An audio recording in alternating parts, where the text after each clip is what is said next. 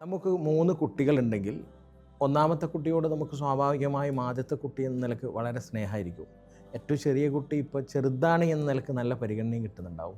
എങ്കിൽ അതിനിടയിലൊരു മിഡിലായിട്ടുള്ളൊരു ചൈൽഡ് ഉണ്ട്. അവർ പലപ്പോഴും അവഗണിക്കപ്പെടുകയാണ് ചെയ്യാറ്. കാരണം ആദ്യത്തെ കുട്ടിക്ക് വാങ്ങിച്ചു കൊടുത്ത ടോയ്സൊക്കെ ആയിരിക്കും നമ്മൾ രണ്ടാമത്തെ കുട്ടിക്കും കൊടുത്തിട്ടുണ്ടാവുക. അപ്പോൾ എന്നെ രക്ഷിതാക്കൾ അച്ഛനും അമ്മയും പരിഗണിക്കുന്നില്ല എന്നുള്ള ഒരു തോന്നൽ കുട്ടിക്കുണ്ടാവുകയും മറ്റുള്ള സഹോദരന്മാരോട് ഒരു വെറുപ്പുണ്ടാവാനുള്ള കാരണവുമുണ്ട്.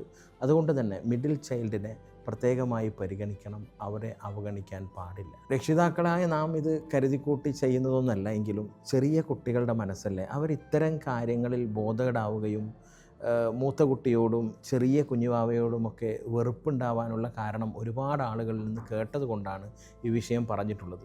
അതുകൊണ്ട് ഓരോ രക്ഷിതാക്കളും ശ്രദ്ധിക്കേണ്ടത്, നാം അവരെ സ്നേഹിക്കുന്നുണ്ട്, പരിഗണിക്കുന്നുണ്ട്. ഈ കുട്ടികൾക്ക് എപ്പോഴെങ്കിലും ഇങ്ങനെയുള്ളൊരു വിഷമം വരുന്നുണ്ടോ എന്ന് നാം ഒന്ന് ശ്രദ്ധിക്കുന്നത് നല്ലതാണ്. അവരെ ചേർത്ത് പിടിക്കുന്നത് നല്ലതാണ്.